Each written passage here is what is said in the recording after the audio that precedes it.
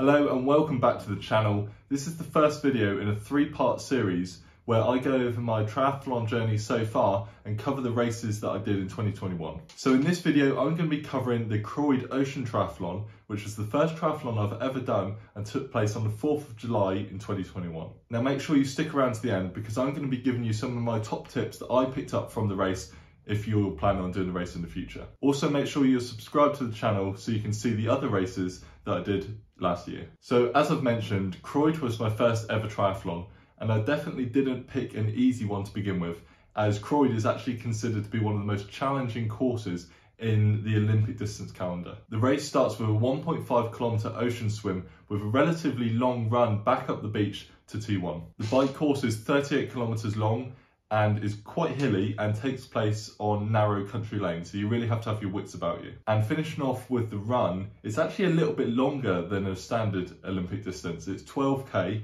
mostly off-road, and again, really quite hilly. Now, I didn't go in with any expectations as to how I was going to be doing this race. It was my first triathlon. I just wanted to have fun and see how I got on. Overall, I came out incredibly pleased with my result and thoroughly enjoyed the day. So a quick overview of the day itself.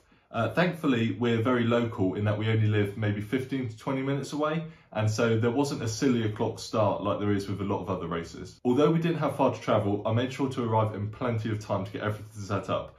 As I hadn't done this before, I really didn't know what to expect, so I wanted plenty of time to get all my kit laid out and not be stressing about it. What I did find pretty bizarre was that some people were arriving with literally 5 minutes to spare until the start of the race. Now there could have been traffic and things like that, but that would have just stressed me right out and I couldn't have been dealing with that. Weather-wise, the day started off pretty mild. It was certainly dry at the beginning, and then maybe 3/4 of the way through the bike route, the heavens opened and it absolutely poured it down for the rest of the day. Now I didn't mind the rain, and it was actually quite a relief, especially during the run, to cool you down because it's still very hot at this point of the day. But the poor spectators obviously got absolutely drenched, especially my dad, who decided not to bring a raincoat with him. Now, starting off with the ocean swim, I actually went in feeling really confident about this because I'm local and also used to swimming in the sea. Thankfully, there wasn't much swell on the day and the course was relatively easy in that it was a swim straight out for a little bit, straight across parallel to the beach and then back in. The tide was out at the time, so by the time you've exited the water,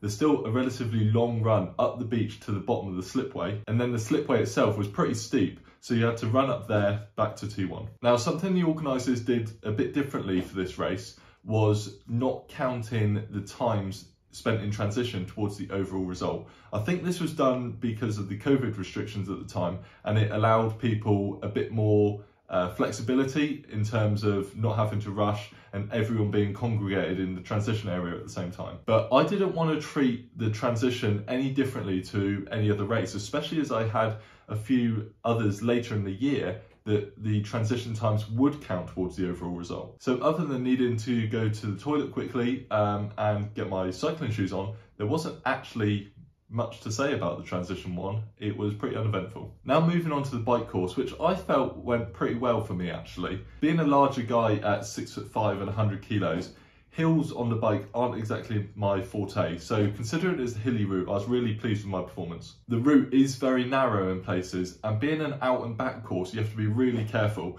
especially if you're trying to overtake people that are on the same side of the road as you. Now, the biggest mistake I made throughout the entire race was not fueling enough on the bike. I didn't drink or eat enough, and I ended up suffering for that later on in the run. Coming back into T2, again, it was relatively uneventful and a little bit quicker than T1, which was good.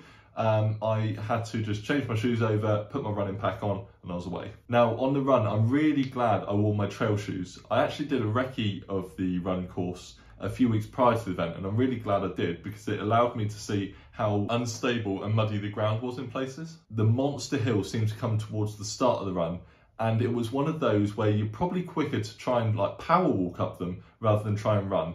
Now, you did have some people that were running up them, but you have to wonder how that affected their run later on. The whole route was deceptively long and felt quite a bit longer than 12k actually, and I think this is due to the constant changes in elevation. And it's not as if you can really run fast down the hills because you're on these narrow paths with roots sticking out and steps, so it is a case of being careful and you can't really go too quickly. I decided to wear a hydration pack for the run, the main reason being the organisers encourage you to be self-sufficient in that regard. They did have a water station set up maybe halfway around the run course, but they did encourage people to not use it and bring their own water. As soon as I started running, I felt my hamstring cramping up, and at that point I immediately realised that I hadn't fueled well enough on the bike. So that was something I definitely took into my other races in the year. The run course made me realise how the running aspect of a triathlon is what I needed to personally improve the most. If you look at my end result, you'll find that I fall back quite a bit in the run, whereas with the swim and the bike, I was up there a bit more. So moving on to the results now, which I've got here in front of me.